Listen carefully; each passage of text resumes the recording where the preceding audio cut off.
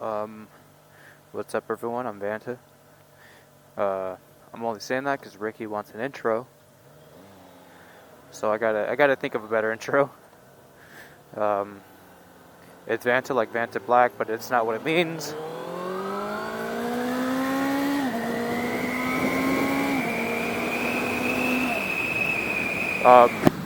So the name came from my actual name, which I will not reveal until I hit 1 million subscribers. No, I'm just kidding. I don't have any fucking YouTube goals or anything. But my actual name's in the fucking name, in the name of Vanta. People think whatever. I'm not gonna get into it. But what I think I want to get into for this ride's topic, because I'm in a rush and I'm kind of familiar with it, is graffiti. Graffiti.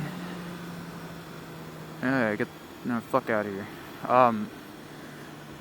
Graffiti. Let me focus on this right here. There's a bit of a dicey situation.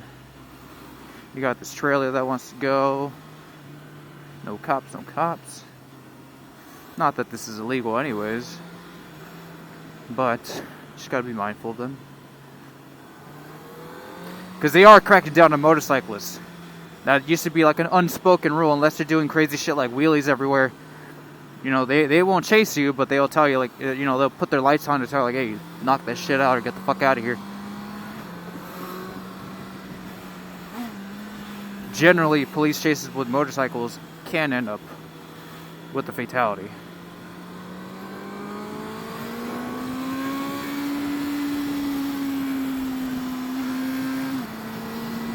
Thank you. But, yeah, graffiti. So where did it start? Or, you know, let's start with how people perceive it as of lately. At least here in LA. Whoa, shit, that was too close. I don't want to smack anyone's mirrors going, you know, that speed differential. But here in LA, graffiti has always had a bad rap. It's not where it started. I'll get into that later. But,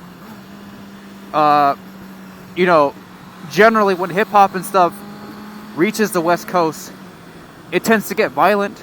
Hence why you have the NWA and all those, you know, those West Coast rap themes, you know, like gangster rap and all that shit.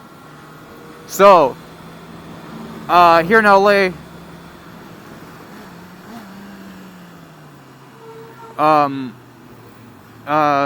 graffiti has always been associated with like gangs and stuff, or just, you know, low life criminals and all, you know, generally bad shit.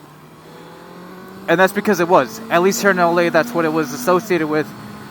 It wasn't really seen as an art form, but more as a way to mark your territory, like we're fucking animals or something. And you know, but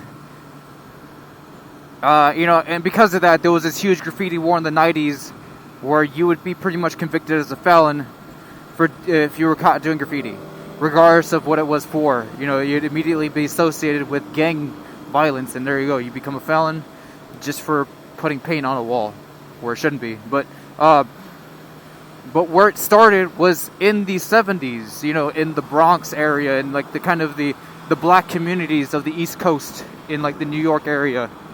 You know, back when New York was primarily black. It wasn't just used primarily by black people, but that's where it started from. It started from the black community as a way of like an archaic form of Facebook, or, you know, social media. You know, you would have your graffiti name. For example, a very famous example from that time was this Greek kid, again, not black, Greek guy, like pizza delivery boy. His name was Taki884 or something. I forget exactly the name. But it was his name, you know, his Greek nickname combined with his area code. So people knew that he was from this area, and, you know, you'd be recognized that way. And, you know, back in the day, people would leave messages on the graffiti. It wasn't just their name or, you know, their tag name. It would be like, you know, Taki884, you know, the pizza's good at this place or whatever, or call this number for a good time, or, you know, some bullshit like that. And you still kind of see forms of that if you go to like, you know, certain like dive bars and shit, you see the graffiti on the bathroom stalls. That's what it was back in the 70s. It was a way to socialize, to reach out to other people in your community. Granted, not in a way that most people, you know, would agree, but that's how it started, you know, because you are defacing someone else's property or the city's property. And eventually, you know, the late 70s, early 80s, there was this huge war against this stuff because eventually it got associated with social clubs, which were like the primitive version of what became gangs, you know, because back then black people weren't at all protected by the police. In fact, they were oppressed even harder than they are now. So these communities set up these social clubs to look out for one another, kind of like you know, if you go to a church and they have like a food drive and stuff, you would go to these social clubs for help, regardless of the, you know, if you're part of the community, you can receive some form of help from them, or just a way of socializing it as it's in the name. But yeah, but eventually graffiti evolved from just socializing, putting your name out there for other people to know you, to, you know, this area now belongs to this social club, which is again the primitive form of like tag banging as it's known, or you know, like gang related tagging, because again, graffiti and tagging, even though they're the same thing, it's the intent that makes it different. Tagging is when you write up on a wall that says, hey, this belongs to this gang, stay the fuck out if you're not in it. As opposed to here, we'll see a pretty beautiful example of graffiti. You know, these are just graffiti artists, and this is eventually what graffiti evolved into. It was a way for artists to put their name out there. You know, artists in the sense that they are graffiti artists. They choose a name, you know, their graffiti name, which is generally inspired by hip hop. Like, for example, there was, I mean, you know, hip hop inspired, because a lot of hip hop artists back then, rap artists, they didn't use their real names. They used like these cool, like hip hop names, like Cool Mol D or Busy Bee, or, you know, dumb. You know, I wouldn't say dumb shit like that, but that's where the names come from. And for example, one name I remember on that bridge we just passed is Slash. Like, that's not a real name. That's just some artist's name. So that's what graffiti eventually evolved into, thanks to some kids, you know, in New York during the 70s. Bunch of young kids, or like 12, 13 years old, they would steal graffiti paint, or spray paint, and just write their names, and not necessarily paint, but just any means to write their dumbass name onto shit. Like, there's a little fable of one of these, again, because a lot of these people that started the genre, they still exist, and there's a little fable of this guy recalling of when he was a kid and he used to do graffiti with his friends. They would find the dumbest fucking places to tag their name. And I guess one of his fondest memories is tagging his name on a banana. So he would, you know, he just kind of scratched his name on the banana, and I'm sure you've seen what happens when you do that. You can't really see the message until a few hours later when it starts to brown. And of course, you know, he would write the name, no one would think about it, and then someone else would want to buy the banana in the grocery store and be like, oh, it's got a name on it. Like, what the fuck? I believe his name was Cornbread, but again, hip-hop inspired names. It wasn't his real name. No one names their fucking kid Cornbread, and if they do, I'm really, you know, I feel really bad for that kid. But that's where it came from. Oh, what else? Yeah, I mean, that's what happened as it moved its way from the East Coast to the West Coast. You know, it just became these artists defining new ways to write their name in really cool and creative ways, and you'd have, you know, very distinct styles, like, for example, the very recognizable New York bubble font. You know, like, generally when you think of like graffiti in a cool way, you think of like that bubble lettering that, you know, kids used to do back in like middle school, you know, where they used to tag their name in this big fat bubble font. And that came from New York. That's a very distinct style, very recognizable. It looks nice if you do it correctly. But then eventually, as it moved its way to the West Coast, you know, because generally when that shit happens, when music and just art in general moves its way to the West Coast, it gets angrier, it gets more violent. And it reflects on a lot of the graffiti here. Like, it's very sharp, angular, kind of like metal almost. Even though metal graffiti is its own little thing, but you know, that's kind of where that's kind of the mood a lot of these new graffiti styles evolved into.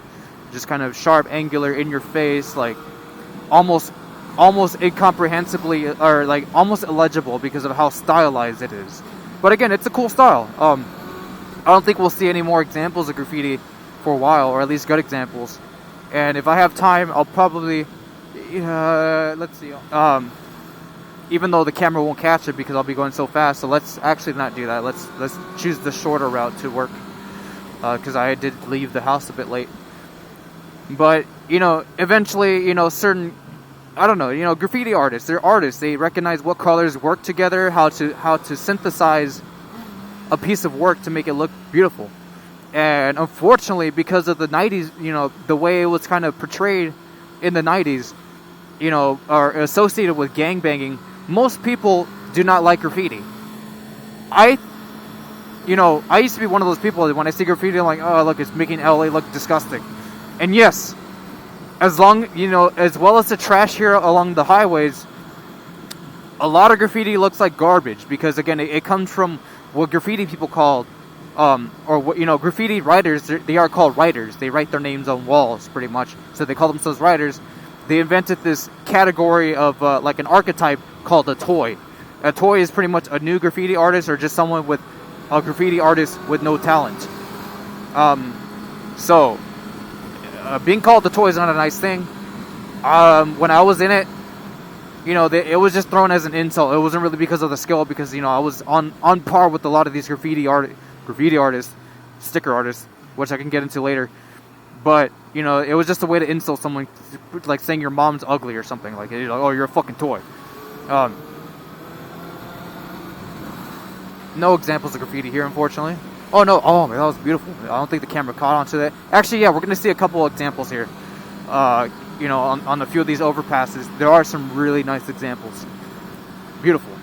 And to think that people, they risk their lives, hanging off these highway bridges, just to put their name up there. It's just respect. The what they're willing to risk for the sake of art, or whatever their reason be. It's something to admire.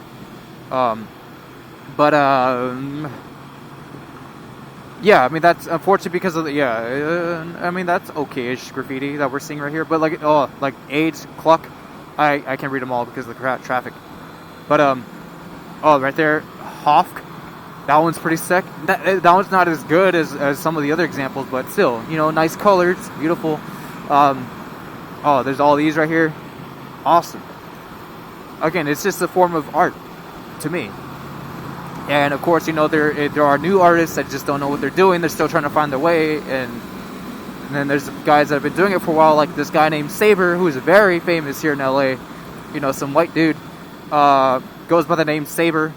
He, I believe, is the record holder of the biggest graffiti piece in history. He wrote up the LA River, on one of the banks. Humongous. In fact, it was so big, he spent so much time on this incline trying to write his name that he developed some kind of ligament issue where he had to get it treated. But again, what this guy and many other artists are willing to do to put their name out there, it's amazing. I mean, I wish I had that kind of gusto, and I've always kind of not dreamed but thought about doing it. But it's like, if I get caught, because I don't want to be running from the police, but that will be the only option if I do get caught. I'm not going to get, I don't want to have the bad rap, become a felon, or whatever the punishment is for getting caught doing graffiti. And plus, I want to be respectful of other people's property. So that is the dilemma of becoming a graffiti artist. And again, there's a lot of great people that just happen to love graffiti and do it, but ultimately it is still considered a crime, and for the reason of the fact that you're tarnishing someone else's property, which they worked very hard to keep. And yeah, that's just not cool. That's always in my conscience when I decide to go out there and write. I go and write in places that do get hit up pretty often, so the graffiti's painted out, or just buffed out, as it's called. often. And what a buff is a person either hired by the city or on his own volition who paints over the stuff. You know, if you ever see those nasty splotches of like nasty paint, it's because that's a buff. They are buffing out all the graffiti, and they, you know, there's a bit of, you know, well-known buffs out there, at least here in LA, that have a reputation for themselves, but generally they're not particularly disrespected by the graffiti artists. It's just a part of the, you know, it's just the nature of how it goes. You know, like, you know, you're writing on someone else's wall, and they're gonna paint over it, and you know, generally, I don't think it's been violent. You know, at least that's how the relationship between the graffiti artist and the buff goes. It's just, you know, it's kind of like I can't really go into these metaphors right now. It's too much traffic to think. But yeah, but eventually, I would say in the past 10 years, graffiti moved on to other mediums, most specifically stickers, which get a really bad rap in the actual graffiti artist community, because they're kind of seen as babies. Like, yeah, sure, they might have cool art and stuff, but they're sitting down at home on their little art desk, you know, whipping out these little stickers to stick everywhere, as opposed to being out there in the moment with the spray paint in their hand, where they could get caught. You know, and they're spending like anywhere from 20 to a couple hours, you know, writing on. Oh, I missed my exit. Writing on this wall.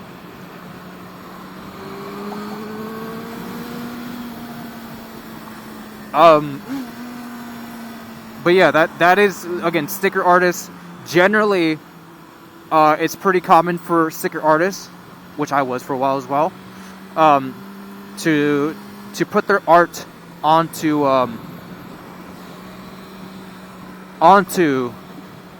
like United States Postal Service stickers, or just any kind of thing, or these things called eggshells, which are like custom-made graffiti stickers that are very difficult to peel off. And unlike graffiti artists, they you know, instead of writing their names on it, like as graffiti artists, they design their own little character, their own little persona, or in the furry community, their fursona. You know, like that kind of equivalent. They have their own little hip hop inspired graffiti character that they paint on these stickers to represent their persona.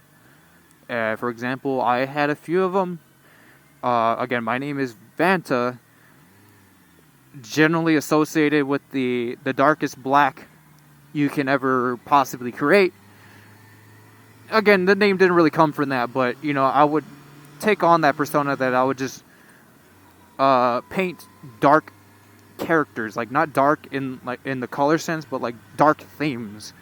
You know, very like, you know, depressing inspired, you know, stuff like that. You know, or I would take like a happy element, like, I don't know, some pretty girl, and just make her look gloomy. But again, it's not like, you know, I had a really an actual plan with the stickers. It was more like, it's fun, let me do it, and it eventually just kind of evolved into that.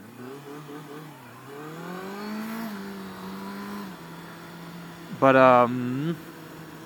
yeah, and the cool thing about sticker artists, unlike graffiti artists, where they're always at war with each other, like physically, you know, metaphorically. You know, if one writer sees another one, it's very possible that, you know, one of them's going to get hurt physically by the other person, or both. Let's shut up, because I don't want to seem like a weirdo next to this person, this writer. It's RC. What's up, man?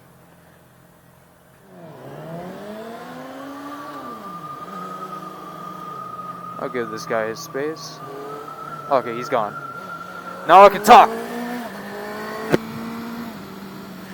But yeah, so instead of fighting with each other, even though sticker artists still do that, you know, they bicker like little fucking girls over Instagram, which I got involved with, just out of, you know, just, it was a little fun thing to do. But generally sticker artists collab with each other, so they might draw their little character on a sticker, and then another artist will get a hold of that sticker. You know, they'll trade that sticker, so they can paint their character on another sticker sticked onto that sticker. And you know, because of that, you form this chain, almost like a chainmail, where artists just keep on sending bigger and bigger chains to other artists to just add on to it. And you know, that was a lot of fun, but again, you get a lot of toys, a lot of, you know, young kids that ask and they just keep on bugging, and that's why I stopped, because it was just too much. I would get like hundreds of DMs a day, just of fucking kids being like, "Oh, can I have one of your pieces?" And I was like, you know, I just got tired of saying no. You know, I don't really make time for these stickers anyways, and I generally only trade with people that I'm personal friends with because of the sticker stuff. So, you know, because of that, I was able to make a lot of friends around the world. You know, in the UK, Australia, Germany, you know, everywhere along the country. Okay.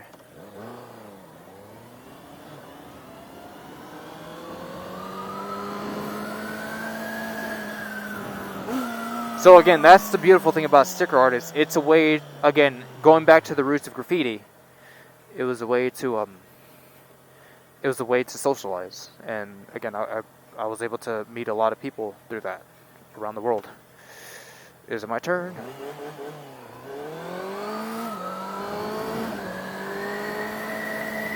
That probably ruins the clutch, but whatever.